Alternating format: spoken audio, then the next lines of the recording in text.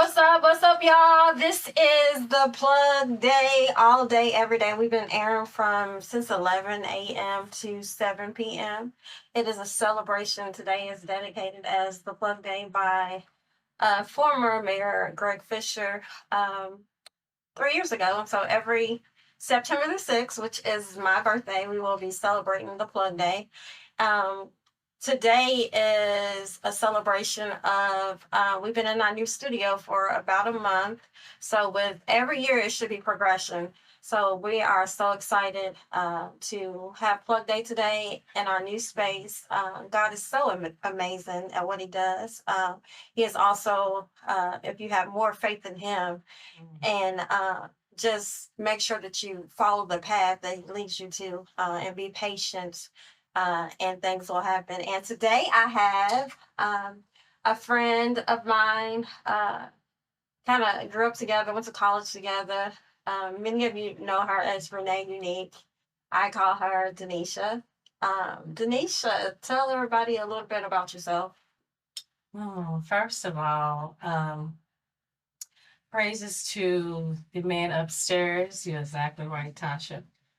Without him and his grace and mercy and love, we are nothing. Um, and I also want to say happy birthday to you as well. Thank you. Celebrating you and all your accomplishments. This is beautiful. I'm so proud of you. I really am. This is just so amazing what you have done here. I've like Tasha said, I've known her for a long time, and she's just always been, had that spunk, that sport, and intelligent and so bright and ambitious and a go getter. And she followed her dream, and her dream is right in front of her. And I can see that, and she's not going to stop until she's all the way to the top and just keep going. And this is her calling. I love it. Again, like she said, my name is Denisha, and I go by Renee Unique in the community. Um, I don't know, I'm a woman of many trades and different hats, and I just do the will of God.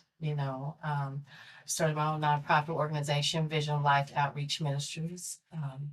We focus on health and wellness and homeless prevention and work with youth of different ages, especially in areas of high crime areas where we provide job training, life skills, also resources. Sometimes we're able to, depend on the amount of support that we give, we're able to put people in shelters.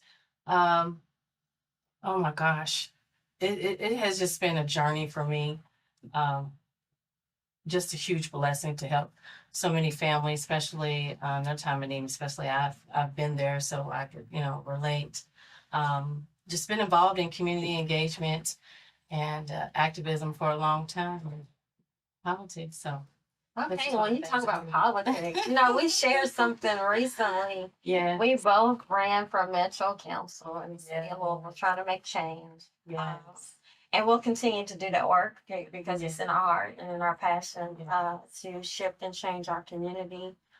There's a lot going on in when we talk about the violence that's going on in our communities and how we can work together to ensure that uh, the violence stops. There's a lot of organizations that are collaborating and working together right, to figure out what can we do to stop the violence. I'm from Newburgh, and so I know that you have seen a lot of stuff that's going on with Newburgh yeah, versus, and uh, the thing that gets me most is that we're living in a time where life isn't valued, you know, um, and we have to really look at um, having situations where you react off of that moment, just that moment, and you're not thinking about what's going to happen after you do what you do.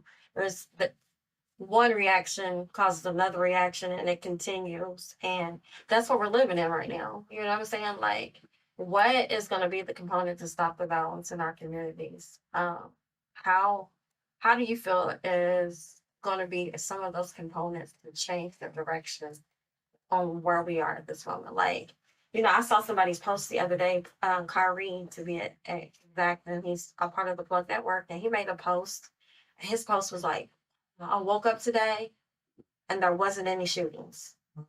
And so everybody's like looking at all social media, trying to figure out did somebody get shot today? It's like it's the norm right now. Yes. It's the norm that I don't want to see. I'm never going to normalize when kids and women and children are losing their lives. It's not going to never be normal to me.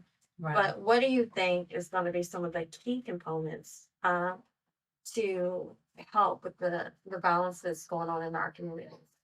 Well, we're definitely in a dire need right now. We live in a city of the haves and the have-nots for a long time. On my way here, actually, as I was driving down Broadway, I was just shaking my head because, I am coming from an opposite side of town. Even though we grew up in different areas, we still have the same issues because we live among a city that, because of the poverty, racism, discrimination, different things have affected us in so many ways that people are angry, they're frustrated. Our children are angry and frustrated. And you're exactly right. So much is going on right now through our school system, our court system, the juvenile system, and here in JCPS alone, especially with all the fights that you see, just the recent tragic shooting that happened in Georgia. So what we have is a lot of people are angry and they're frustrated because they cannot, or they have not, or they felt like they've been ignored. A lot of that is the lashing out from depression, from frustration, from stress, from grief. Our young people today have no sense of conscience. They don't have a conscience. They don't have it's like, and I don't want to say all young people because we have amazing young people. We have amazing organizations and pastors and churches and people such as ourselves that run for political offices that want to make a difference because we live in these areas. The key components and elements of all this is just making sure that we continue to do our part to step up, because we know that when it comes to federal laws and Frankfurt, those things haven't changed. The face hasn't changed. Maybe the seat because someone's retired or left, right? But we are still around. We grew up in the 70s, in the 80s and 90s, where we had the grandmothers and the uncles and the grandfathers and two-parent households were able to teach us values and morals and how to react a certain way. Right now, there's no consequence, right? So everything is like social media. Everything is, you see on TikTok, the behavior is within our music. And that's the reason why I started Music for the Culture is to change the narrative using the mindset of and a positive imagery when it comes to our lives. Right. So right now, because I sit on different boards through the Interfaith Ministry and JCPS and the HRC and so many other boards I sit, because I am a part of this Something Balance youth initiative here in Louisville. And just who's a part of that Stop the Violence initiative? What organization? The HRC is a new organization. You have several members, such as he actually sits on the board with the JCPS. I don't know if he wants me to, put his name out there, but we have individuals like Casa Heron, if it makes sense, and some other people. And they may not want me to name drop to be respectfully, but it is to bring the community and police involved at the table, right?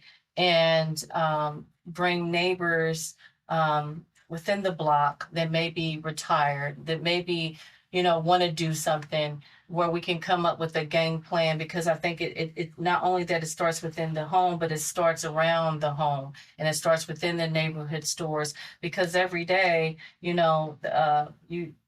somebody knows something is going on. The retaliations, the shootings, somebody knows something.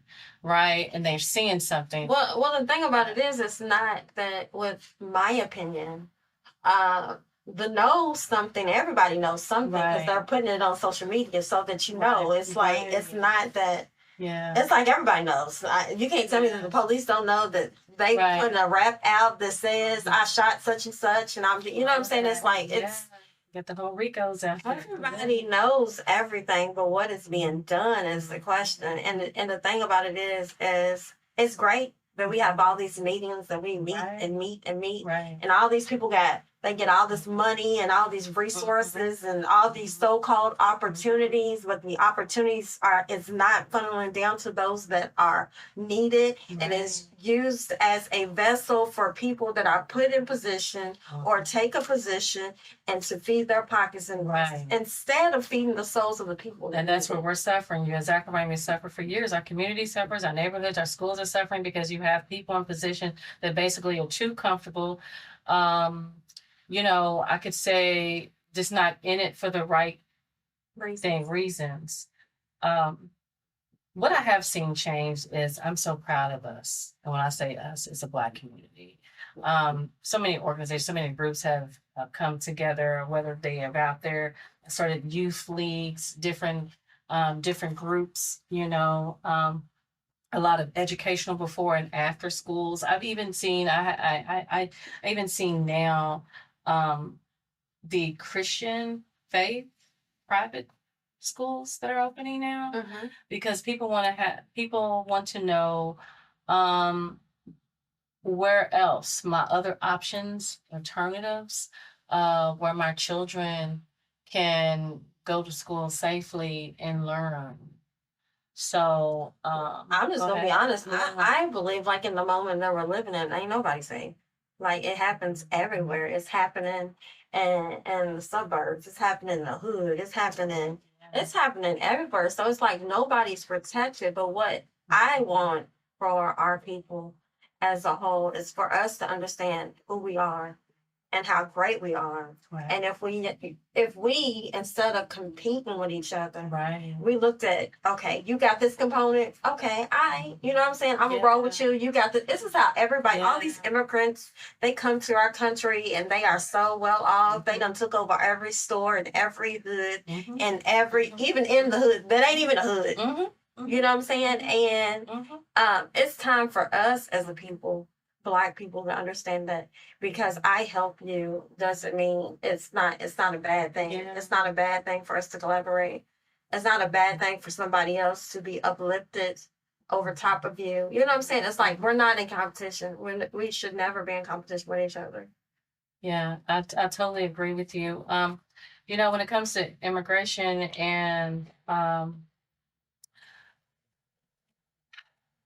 these stores that are in our neighborhoods are not owned by us. They've never been. They come over and they price gouge, hike prices up, does not generate any type of Black wealth back in the community. There's no Black dollars. There's not any of, you know, I don't see a lot of them passing the buck to nonprofit organizations or to youth leagues, but I see a lot of take. But is it really their issue or is it our issue? It's our issue. I'm gonna tell you, I hear exactly right. I believe it's our issue because if someone's gonna give me something for free, and if I come over here to another country and they're giving me grants, they're gonna give me money, they're living tax free. The issue that I have is that it can't continue that we continue to blame other people. No. We have we also have the opportunity to take over every store that's in our hood. We have that opportunity. Yeah. If you collaborated, you know what I'm saying? Okay, this month we about to open this business. Everybody put some money in there. Yeah. You know what I'm saying? This month, somebody invest into each other. You know what I'm saying? Like they used to be. Yeah, you're right. Because so many other cultures are doing that. Because I think because so much has been taken from us, so much has been ripped away from us, so much has been raped from us. we're still trying to pick up pieces that our ancestors and our generations before us couldn't pick up. Very true. So we're basically, we have their weight upon our weight. And thank God for individuals like yourselves and others that we know that are trying to pick up that weight and make sure that we don't leave it for our children and our grandchildren, because of maybe the opportunities that we have now, we should take advantage of. You're exactly right. We need to stop saying, let's blame it on the white man and blame it on the, this and that, because we know the story. We know the story. They know that they're trying to, we know what they're. Everything is designed for us to fail. Right, exactly. So it's up to us to figure out how to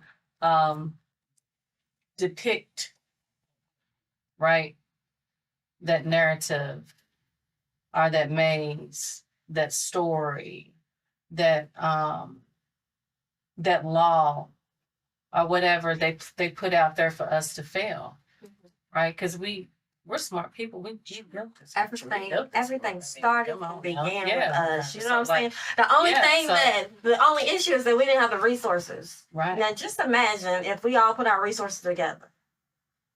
Mm-hmm. You know what I'm saying? You got $1, I got $0.25. Yeah. Yeah. What we gonna do? Yeah. And we gotta be in the moment right now that it doesn't. We're gonna have our differences with each other. And, we are. Everybody fights. Everybody gets. You know what I'm saying? But how can we really shift and change our community? What is it that what is going to take for us to actually create change?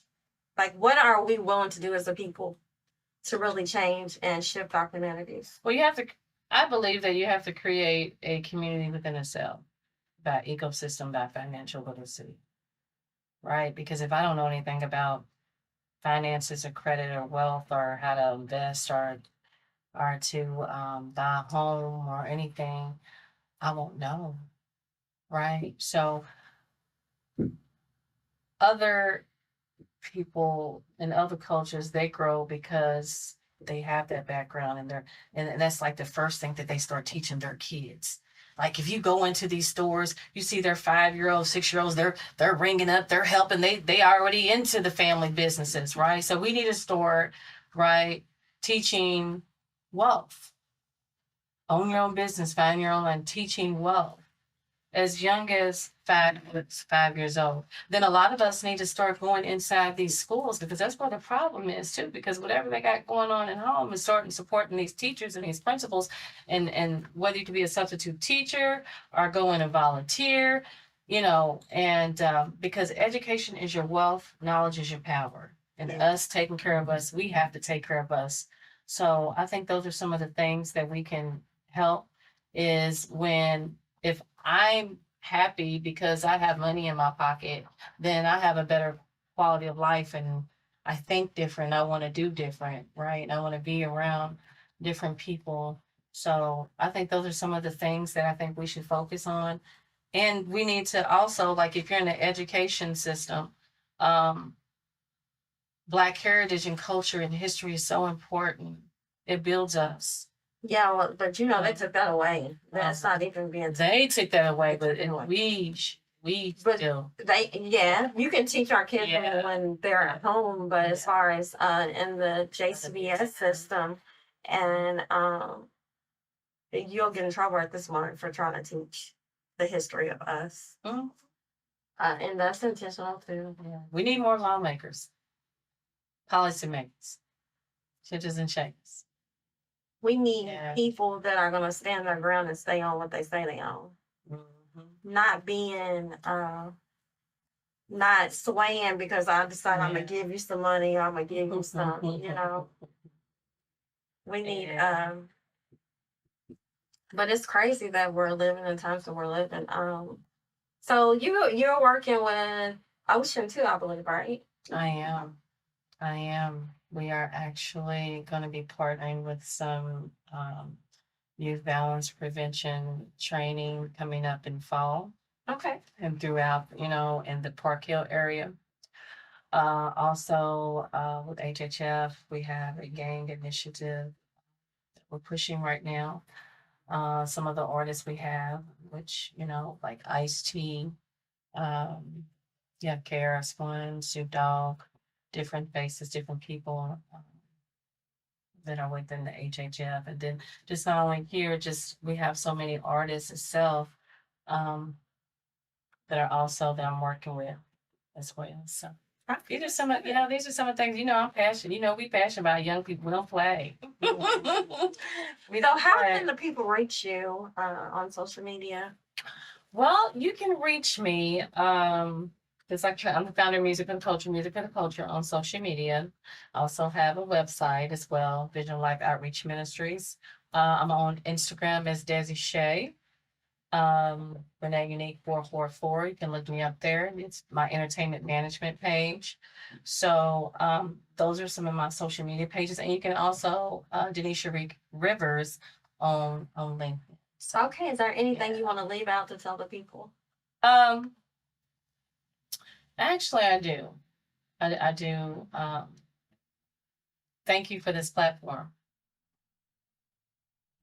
Um Without a platform such as the plug, I don't think any of our um, issues or things that we need to talk about and discuss that affects us in our households may not necessarily be out there or in a correct way or in the real way like it should be.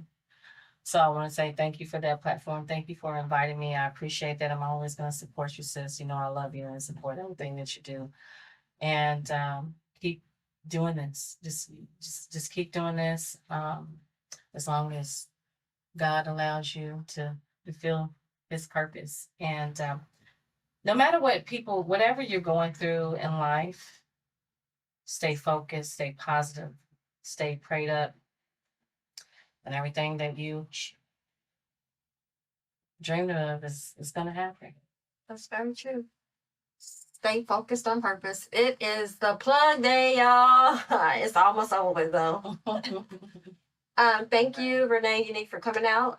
And we're gonna listen to some Kanye and Bori. Okay. What's up?